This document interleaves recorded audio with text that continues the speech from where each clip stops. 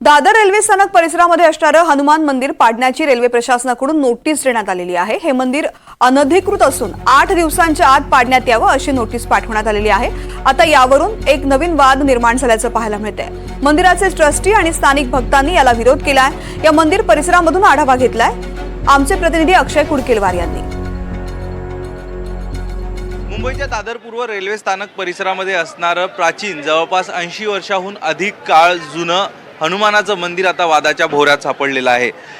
याचं कारण असं आहे की रेल्वे प्रशासनाने या मंदिराच्या ट्रस्टींना हे मंदिर अनधिकृतरित्या उभं करण्यात आलेलं आहे। अतिक्रमण करून रेल्वेच्या जागेवर हे मंदिर उभारलं गेलं आहे आणि त्यामुळं हे अतिक्रमण हटवावं अशा पद्धतीची नोटीस मंदिराच्या ट्रस्टींना धाडली आहे। यासोबतच या मंदिरामुळे या ठिकाणच्या वाहनांची ये-जा करण्यास त्यासोबतच रेल्वे प्रवाशांच्या ये-जा करण्यात त्रास होतोय असं कारण रेल्वे प्रशासनाने यापुढे दिलं आहे आणि त्यांना 8 दिवसाची मुदत देखील हे मंदिर या ठिकाणावरनं हटवण्यास अल्टिमेटम तसा देण्यात आला होता। मात्र ह्याच मुद्द्यावरनं आता राजकारण देखील पेटलेलं आहे। ज्या श्रीरामाचं नाव घेऊन भारतीय जनता पक्ष सत्तेत आली त्याच भाजपाचं सरकार हनुमानाचं मंदिर पाडण्याचे आदेश कसे देऊ शकतात असा प्रश्न देखील उद्धव ठाकरेंनी काही वेळापूर्वी उपस्थित केला आहे। हे मंदिर मी दाखवतोय तुम्हाला। या ठिकाणी हनुमानाची मूर्ती हे संपूर्ण मंदिराचा जो ढाचा आहे हा मंदिराचा ढाचा आणि हे मंदिर जवळपास 80 वर्षाहून जुनं असल्याचं सांगितलं जातं आणि या मंदिरामध्ये दररोज येणारे भाविक असतील त्यासोबतच स्थानिक काही रहिवासी आपल्यासोबत आहेत त्यांच्याशी आपण बातचीत करणार आहोत। सर, साधारण ज्या प्रकारची नोटीस या मंदिराला मिळालेली आहे याबद्दल तुमची काय प्रतिक्रिया आहे आणि हे मंदिर आत्ताच अनधिकृत आहे असं रेल्वे प्रशासनाला का वाटतंय?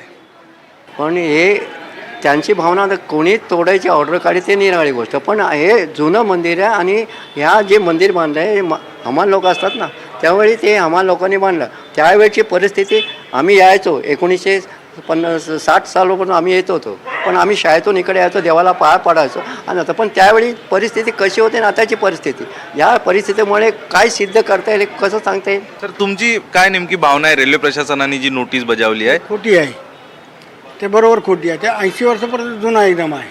मी रोज इकडे येतो पाया पडायला, कमीत कमी 70-80 वर्ष झाले असेल। डेली येतो, डेली पाया पडतो। तर आता ते लोक काय माहिती पडणार की एवढं जुनं मंदिर आहे, आता कशाला हिंदूचं मंदिर तोडते?